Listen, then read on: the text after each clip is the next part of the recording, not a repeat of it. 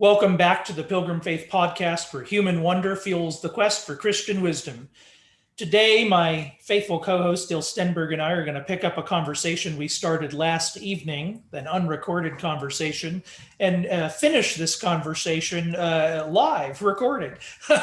We were talking about this motif of certainty that's thrown about a lot in the modern world and discussed in both positive and negative ways as a boogeyman or as a thing to be achieved.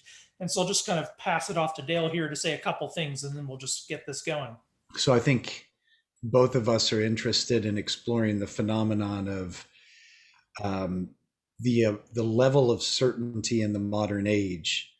And there's a bunch of contributing factors to that, and we're not going to be able to put our finger on all of them.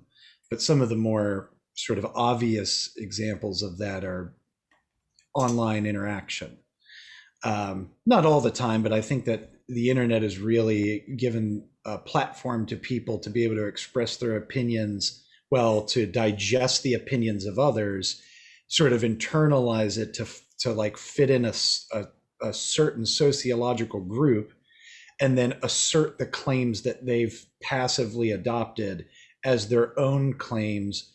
And they seem to do it so earnestly, as if they put the work in to like come to this conclusion that this thing I believe, whether it be Calvinism, Arminianism, whether it be presuppositional apologetics or Thomistic metaphysics or whatever, pick the topic du jour that people are discussing in circles, politics. I mean, the options are endless.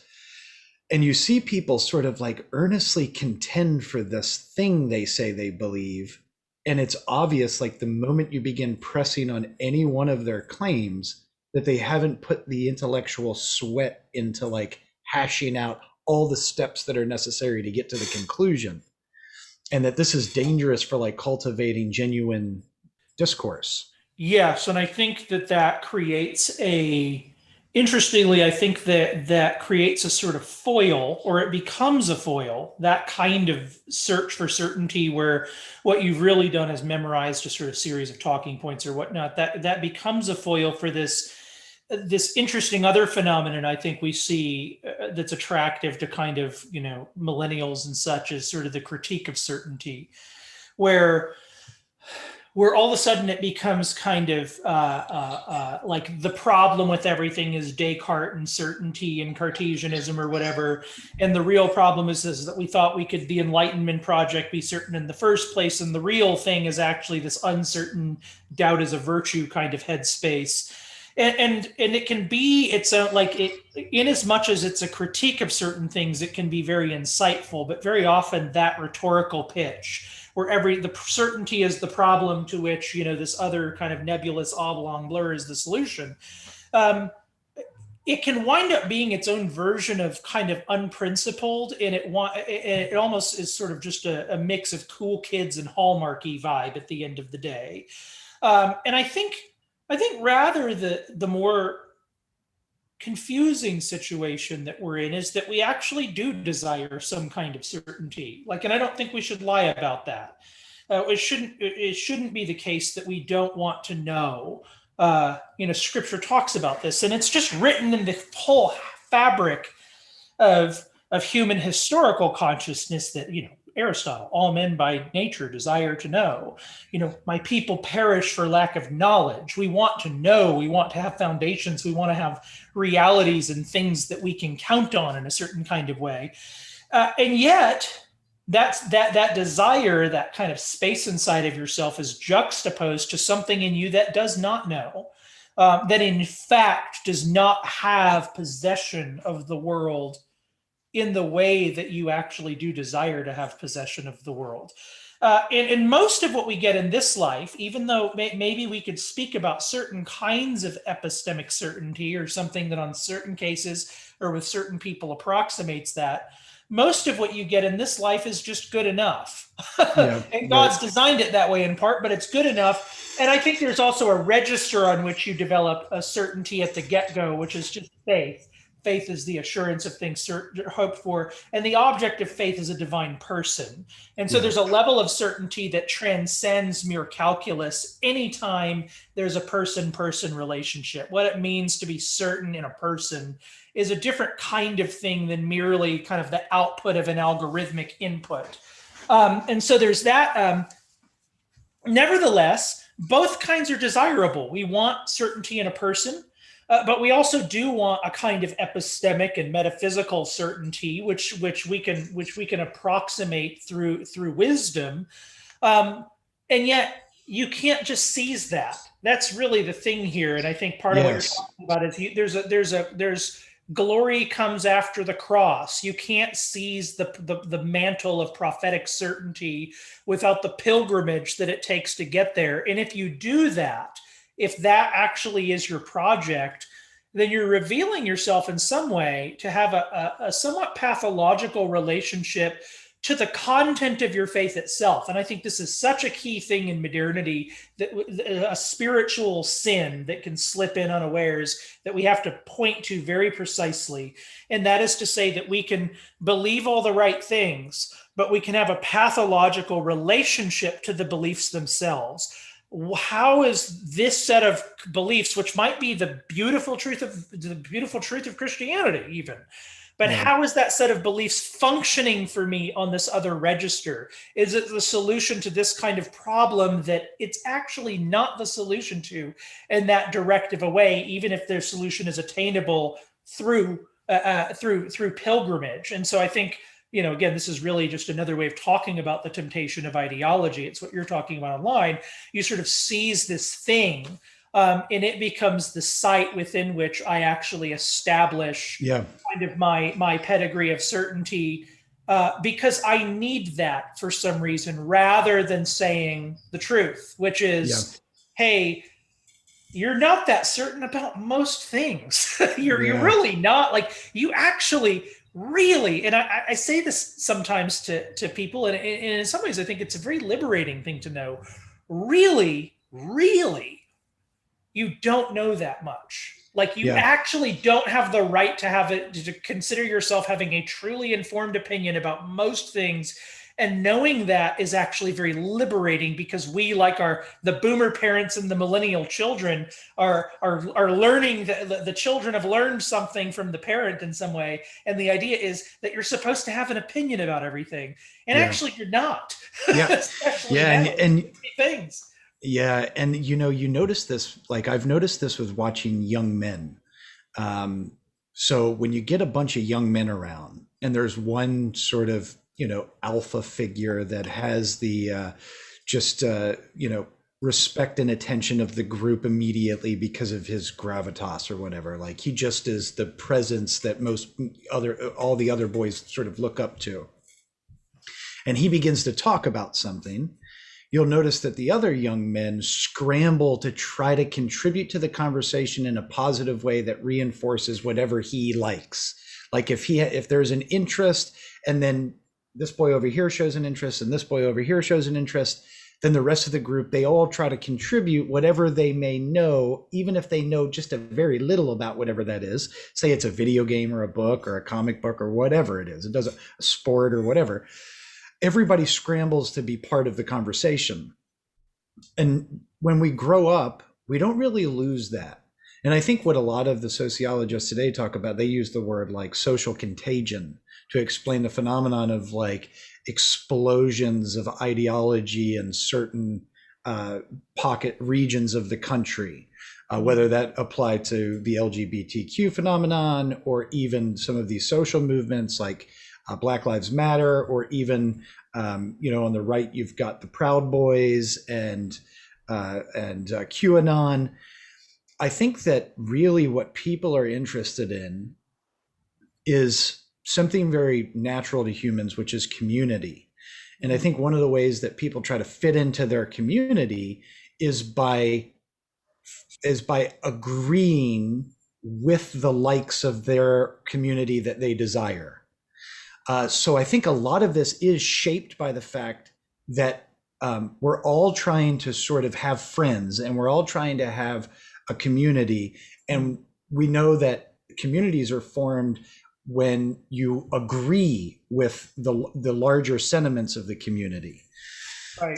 I even find myself doing this. I remember when I was, young cage stage Calvinist, and I was all over the place. And what did I know about Calvinism? Nothing.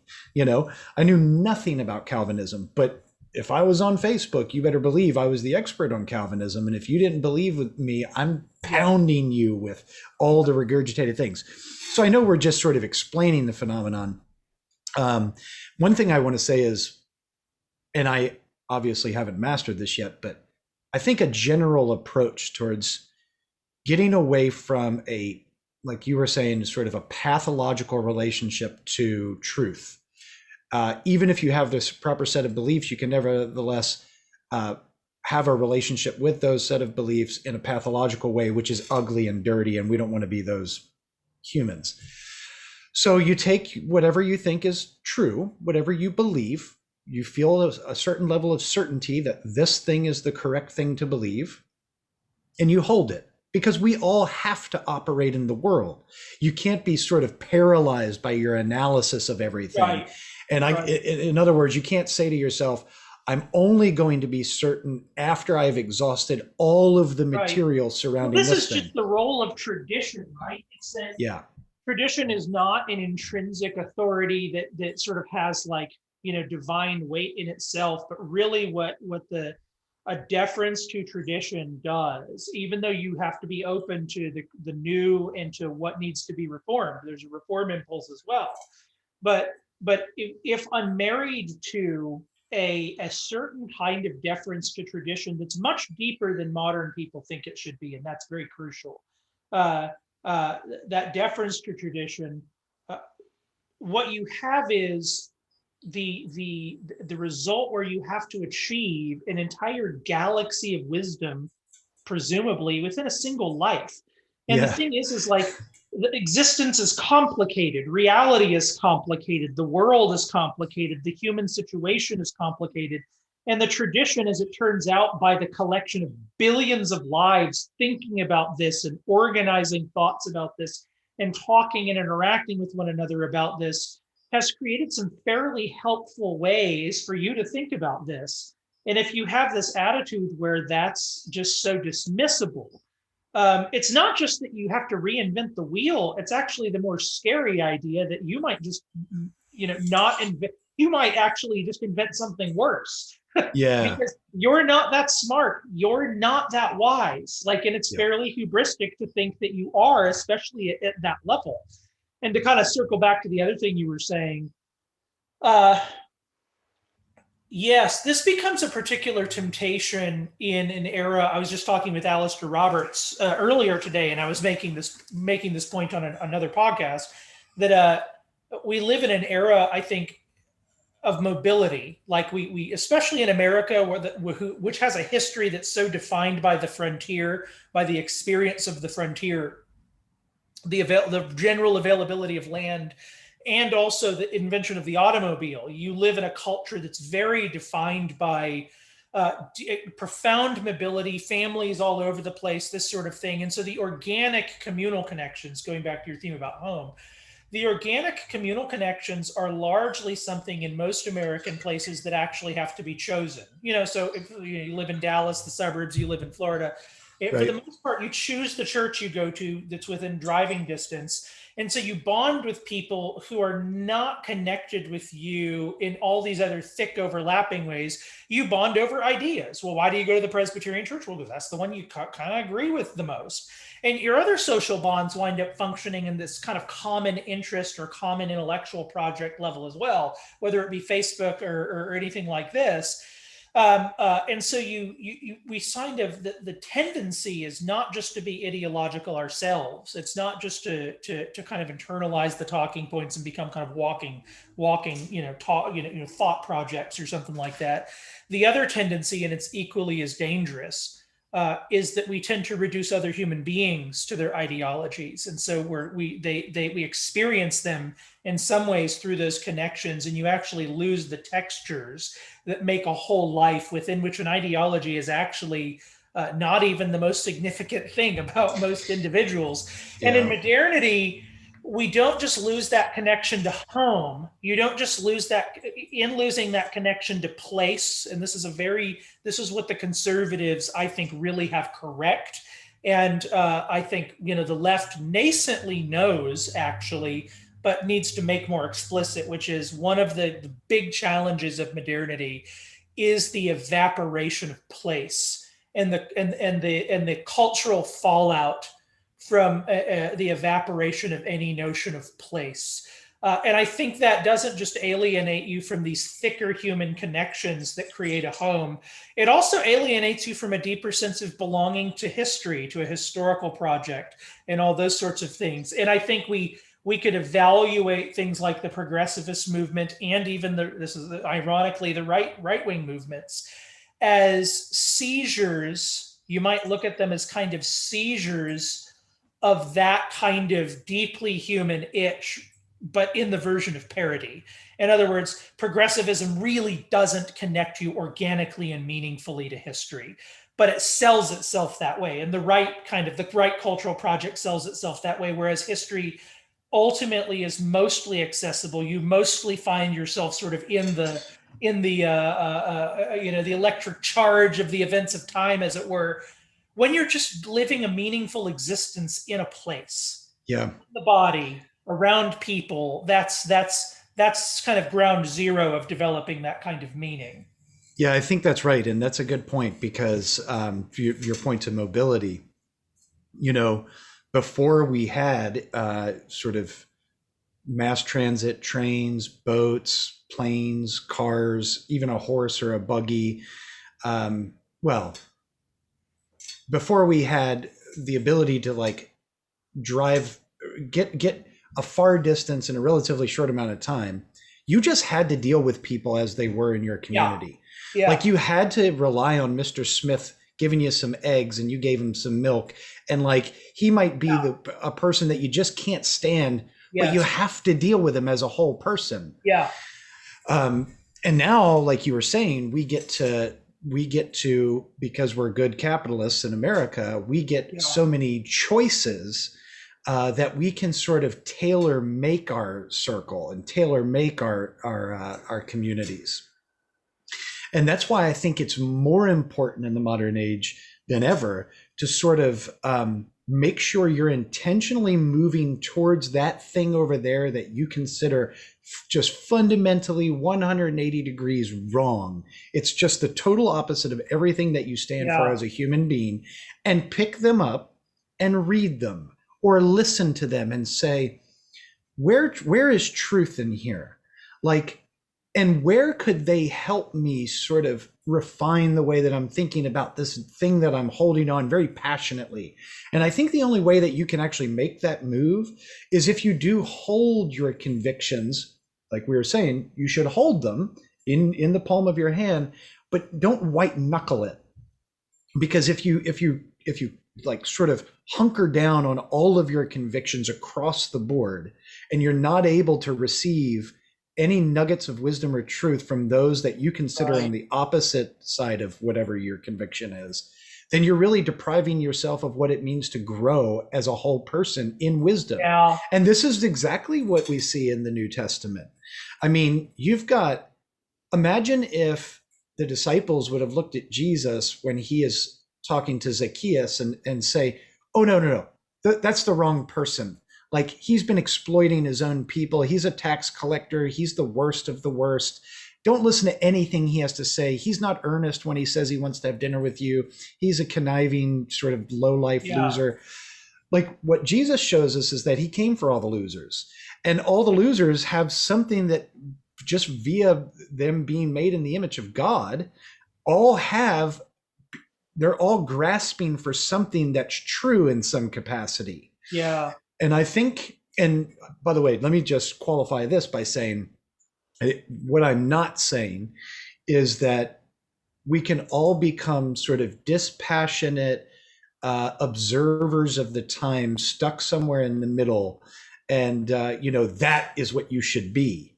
I think what we are saying is that there are principles, basic principles that flow out of a virtuous person that really honestly looks at looks at any pushback that they might receive on their deepest held convictions with some level of sympathy, and to really do the self-reflective thing where it's like, could I be not interpreting things properly? Let me investigate this a little bit more.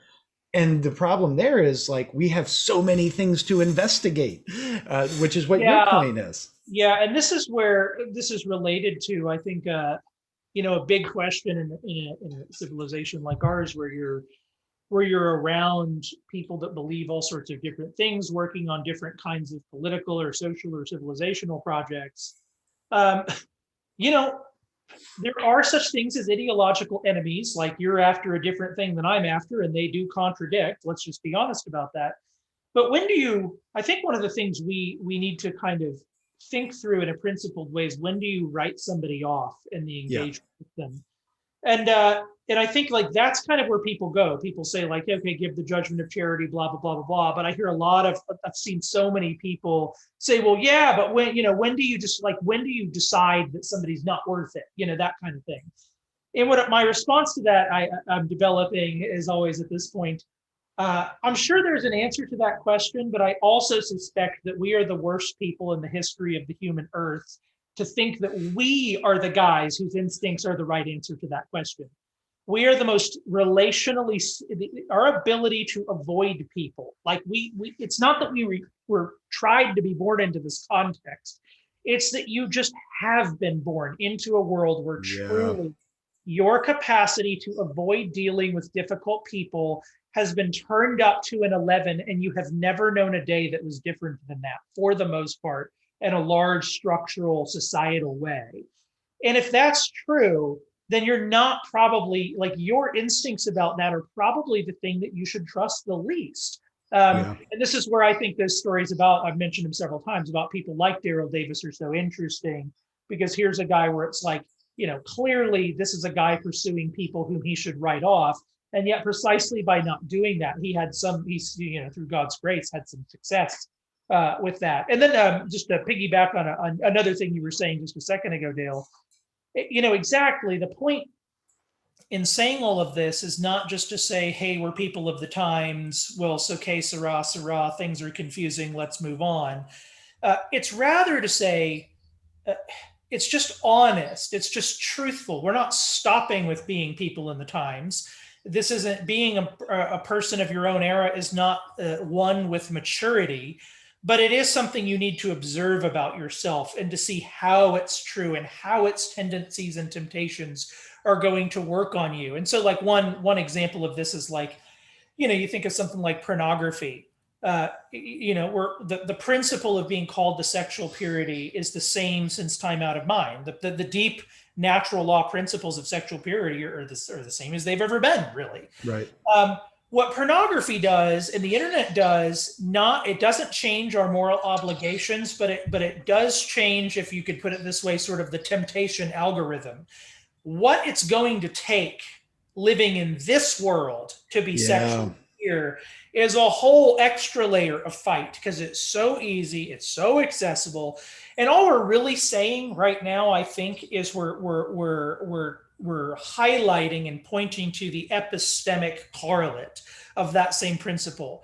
If you're thrown into a world where there are a billion things you're aware of that you might have an opinion about, there's a billion things everyone around you is screaming about, and subpoints within subpoints, and you're just one person and you're trying to piece together reality as best you can and as best you know, you're going to likely, like, the tendency, it's not going to be surprising if you've got a pile of doubts, you feel a little confused, and you need some help sort of putting it all together. Precisely because that's the temptation, precisely because that's the condition you live in. Ideology is going to feel very tempting. It's going to feel very tempting because it comes in and it solves that problem sort of structurally without pilgrimage. But the pilgrimage is the thing itself. We have perhaps been placed in a condition where it takes, just with lust, a deeper pilgrimage to self-possess the faith in some way. But, C.S. Lewis, Civilization of Sages, man, maybe that's the point. Maybe that's a good thing in a certain way. And maybe the civilizational output of all of that will be things we don't expect. We can't Yeah. be that good, but whatever. Yeah, I got into a similar conversation of the phenomenon that you're talking about. And I actually use this a lot. Like when I get into conversations with people and we're having a good dialogue and they say something like, well, I'll give you just a real life example. I had this conversation this weekend. We were talking about sort of the checklist of Christian disciplines, like reading the Bible, praying, fellowshipping with the saints, making the Lord's Day a priority. And this person was saying, well, we're justified by faith, and that frees us from the burden of having to check off all the things that we're making sure we're doing according to the law. And I said, yeah, but is that really the problem with modern men today? Is the problem really that we're making too many lists to check off? Is it really the overall problem in society that we're too disciplined in our spiritual walk? Or is it the opposite? Is it that in the modern age, we don't have to do anything really, because any infringement on our time and that calls us to responsibility, we can weasel out somewhere. Like instead of picking my Bible up, I can flip open Facebook, or I can go on Twitter, or I can get on YouTube or whatever. Like so I'm using your principle and just sort of applying it all the way down. It's like I typically look for the thing that is the general pattern of what I'm living in the moment. And if somebody is like saying, do I really have to like be intentional because here's this other thing over here?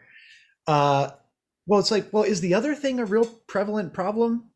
If it is, then yeah, you got a legitimate point. If it's not, then it almost is like we make excuses.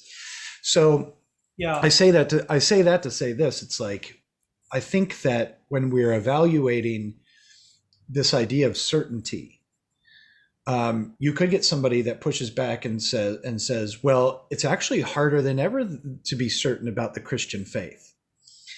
And my thing is like, well, is your level of certainty in general a problem? And if it's not, then perhaps you need to like move in the direction of pulling back some of your real dogmatic claims about every position that you hold on everything. Right. And be open to like affirm someone. It doesn't even matter if you hate, like you brought up, what's his name? The KKK converter. Daryl Davis. Daryl Davis, right. Imagine the amount of self-discipline this man, he's looking at somebody who hates him, that wants him dead. And he's probably affirming where they're right on some of the things they think. Imagine if we had a host of conversation partners that were a regular part of our dialogue diet, to where everyone was moving in good faith towards everyone else, ready to affirm them when they make a gesture towards something that is good, true, and beautiful. And where the differences lie, there's a humble sort of interaction back and forth. And it really is a sort of dialectic. It's like a Socratic move towards a synthesis, to where you'll have to give up some things, and then because you're asking them to give up some things. Yeah. And this is really like rooted in what Jesus said, like treat people the way you want to be treated. If you're talking to the purple-haired feminist that's at an a shout your abortion rally, do you want her not to be like that anymore? Yes, I do. Okay. Are you going to tell her reasons why she shouldn't be like that anymore? Yes, I am. Okay. Do you want her to listen to those reasons with genuine interest and humility? Yes, I do. Okay. Are you doing that? Like, are you right. Yeah. Like, are you treating people the way that you really want to be treated? I think that this is a big piece. It is remarkable. It is remarkable how, almost because it's such an off-quoted verse, treat others, do unto others as one of them have them do unto you. But it really is almost always a way of getting at the thing itself. It's quite fascinating how relevant that is, even in kind of subtle Christian strategies and whatever. Yes. I think you make a really good point, and it, it makes me want to kind of correct isn't but what qualifies something I was saying earlier. I do think there are unique challenges to kind of Christian self-possession in the modern period, such that it's not Yeah. surprising that people are going to have more doubts than maybe has been traditional or something like that. But I also don't want to say that it's like it's no harder to actually be a Christian. It's never, to actually be a Christian is always just as hard as it is, and it's also as joyful as it is, because our faith is one that animates and illuminates all human circumstances and all historical periods in its own way, and dialogues with those historical circumstances and periods and cultures and civilizations, not just in our own lives, but throughout time, very specifically. It's the Word of God, and so we should expect that level of kind of multiple, shocking level of kind of application. Yes.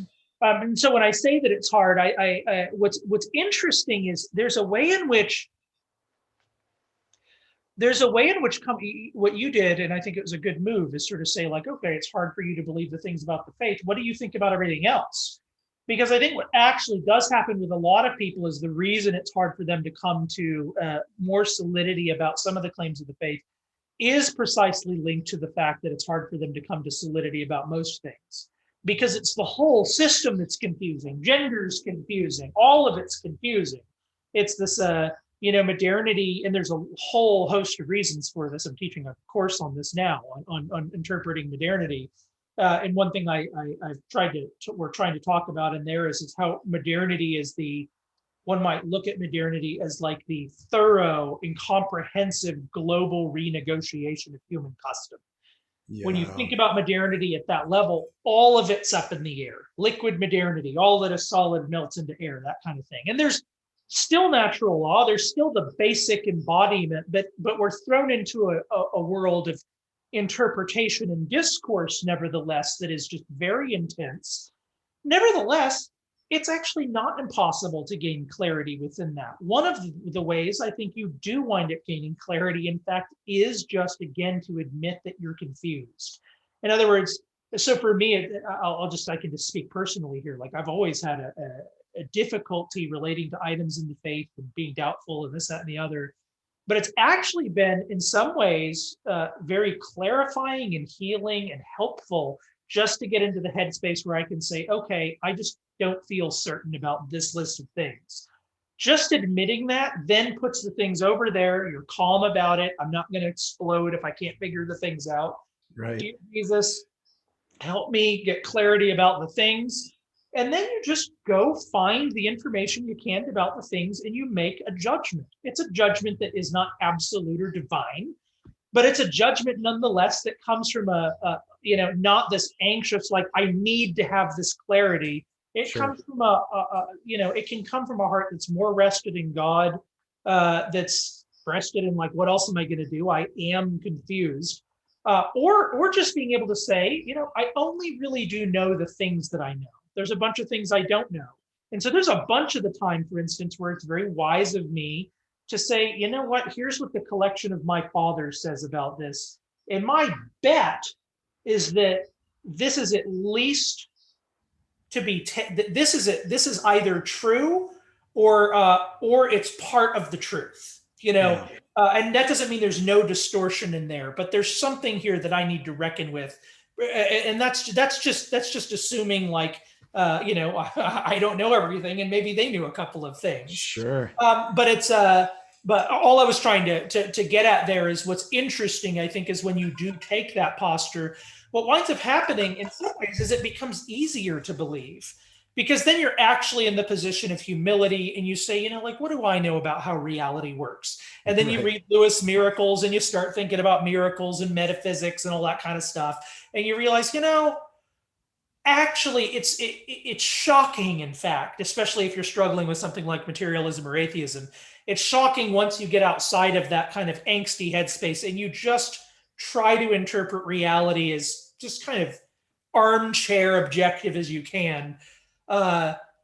Just how unsatisfying a lot of theories out there really are, just on a glance. There's a lot of things I think you're in the right place, in fact, in some ways.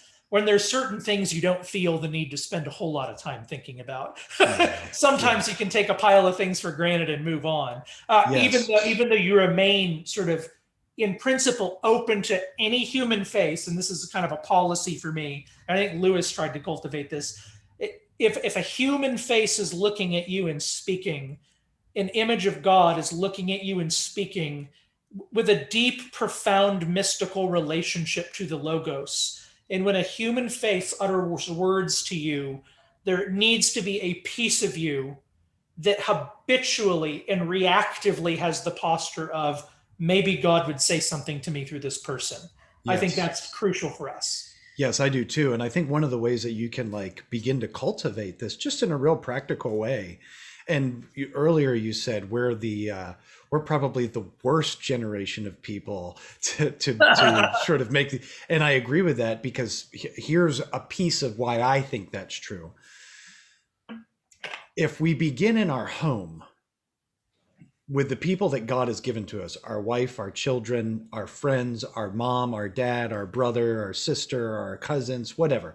If you begin like with the closest humans to you in terms of relational proximity, and you begin to like develop a pattern of paying attention to them and listening to them and really trying to think through what our dynamic is in the home, how we relate to one another, where are the boundaries of authority and submission, what is the relationship between serving and leading. When you like just figure out the home, which is like a little community, it's the smallest form of little civilization, then you can move out from there into broader spheres. But here's why I think that we're the worst generation that has ever lived to like make these judgments, because just existing in the home is so much more difficult in the modern age. And part of it is because I have this thing in my pocket all day, and I'm talking on the computer, and I've got, MSNBC up behind me, and I'm listening to the politicians screaming at each other on Twitter, and I'm anxious about what the local school board's doing. My governor is doing things over here that's going to impact, we're pulled apart to where even focusing on the home it gets put on the back burner. So the primary means that you can cultivate this sort of posture towards relationships and certainty and learning how to listen and really being humble, that's evaporated for the most part.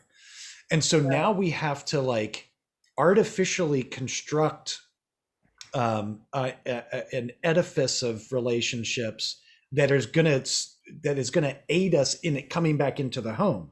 So you look for mentors, you look for leaders, we look at tradition, and that should like propel us back to something a little bit less modern, so that way we can be better modern people. It really is like the irony there is rich.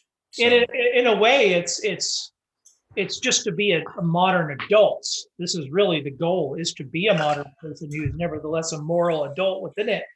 And it's interesting you mentioned the home, because you're right, there's all these pressures against it, and yet it is the one site that you can't fully disembody, or at least it's very hard to fully disembody. You're actually still there with human bodies around you. Yes. You're actually still a little community. And this is the way in which all of the principles especially apply, because the ground zero kind of human community that is the historical norm is still how most people live, even though various of its sites have progressively evaporated or been restructured.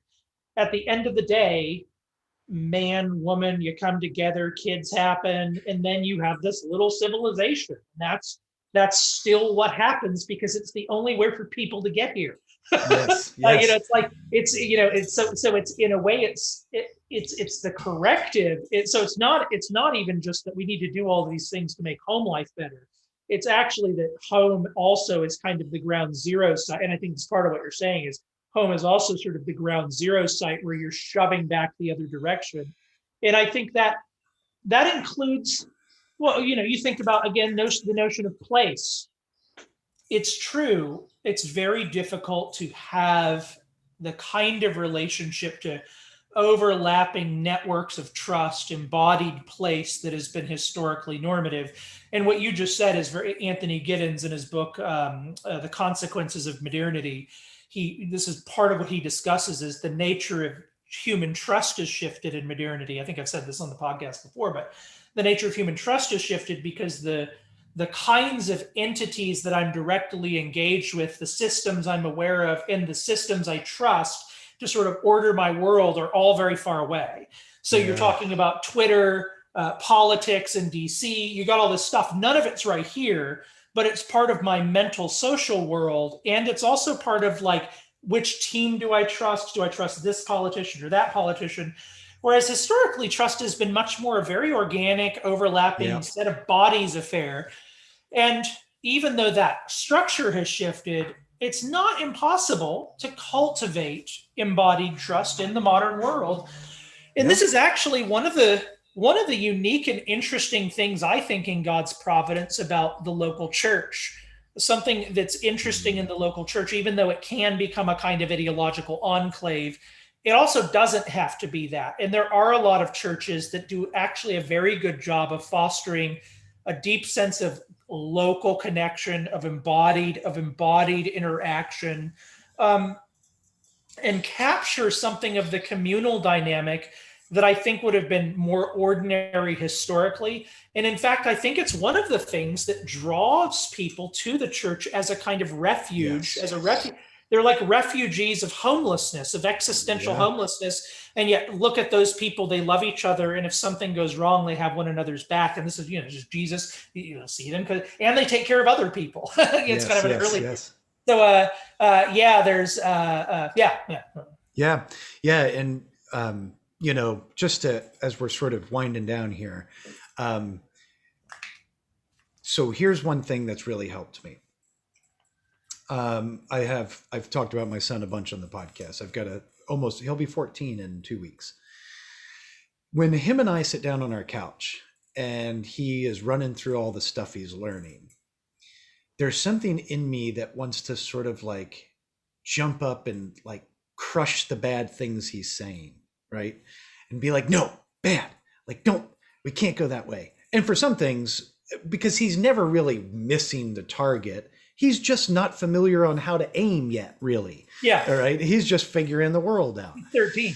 Yeah. Yeah, right. But one of the things I try to do with him is I really try to affirm where he's thinking correctly. Now, this seems just like common sense. And this is what when we look at good teachers, for example, we see good teachers do this to their students. They sort of lean into where they're right, and then they help guide them along to where they should be going. Clean this up, clear this up. Oh, you made some errors here, so on and so forth. But honestly, for a guy like me who's already like charged and ready to like run out and conquer all the things, what God has had to do with me is like pull me way back and give me the ability to sort of like stop myself from going there, from being the guy who's just like, oh, they said a wrong thing. Get the wrong idea. Like grab your pitchfork. We're all on our way over there. And part of this has been with my parenting. That principle, which is what we're sort of belaboring, I don't want to labor it too much longer, but that principle is what I would love to see more people adopt. So if you absolutely hate Tim Keller because he's a Marxist and he's dragging us all into a Marxist utopia, like one of the things that you could do is pick up a book by Tim Keller and read it earnestly. Read it with good faith, thinking that as a man that's made in the image of God, he is going, and you can't deny the man's smart. What can he give me? Now, if Tim Keller's not your problem, and let's say Doug Wilson is, then pick up a Doug Wilson book and see if he can give you something. And it's less about the information. It's more learning how to control your gag reflex, right? Like if this is the thing that makes you gag, then take intentional steps towards firming up that muscle, for getting control of that muscle more. And then when you habituate that, it helps in every relationship that you encounter, and you understand certainty then in a more deep and wide Yeah. way than just this little narrow agree with me or you're my enemy sort of thing. Yeah. And I think that's just a healthy way to just live in the world. Yeah. So, Yeah. Yeah. I think that's right. Yeah, I'll say one last thing, and I think this is maybe helpful. Um, I think it's helpful to say that when we find ourselves relating to our own ideas or to our ideology or to this kind of a certain kind of idol of false, and it's really a false kind of certainty. This is really the thing to say. At the end of the day, the thing that you're calling certainty isn't actually certainty. yeah. You're not actually certain. That's I think the thing to Yes. really internalize. You're not actually certain. You're pretending to be certain. And Yes. I think there's a piece of you that knows that. And I think part of what we need to do, and in a way, like to say that out loud is actually good news. It's liberating news, because what it means is you don't have to do that. It's not that the thing that you want is wrong. We all, by nature, desire to know. We want the beatific vision. We want to see how all things relate to all things. We want the big, enlightenment head explosion that's in the meme. We Yeah, all right. want this. And yet, there's a very real degree to which you do not possess that currently. There's some things you possess, but you know in part, you see through a glass darkly, and you can take stand on principles and all these sorts of things. But to the extent that you relate to the ideas this way and then treat everybody else as just these kinds of, spectral identity labels and this sort of thing, Mm, actually what's happening, I think, in some ways is that there's actually a kind of cynicism there in a weird sort of way. I think you might say something in you that is actually atrophied, and it's the same thing on the left. So I think I'll say it on the left, and maybe this will help. Maybe the right way say it. So like you could look at the LGBTQIA movement and all sorts of things on the progressivist agenda on the left, like free love or polyamory or whatever. You could, on the one hand, see that as just mere hedonism, transhumanism. We get to do whatever we want to our bodies. But what it also is the death of something that I think the child actually desires. That is to say, there's still something in human beings that wants that one relationship that's fulfilling. That yeah. is actually just what human beings want. And I think part of what we're trying to do rhetorically is you try to put that in an arrow, but it's atrophied, it's numbed. You've sort of Yes. drunk yourself with this false stuff, and it seems like this is full livingness. And so your sense of even like what the good world would look like, what you don't realize is it's already a compromised, infected vision where you've died to something that would actually be more beautiful than that. And I think what you're trying to do rhetorically and hopefully with the power of the spirit in cases is fling an arrow right at the thing that they don't even remember that they wanted, which is, Yep. hey, you young man over there, get caught up in this, that, and the other movement.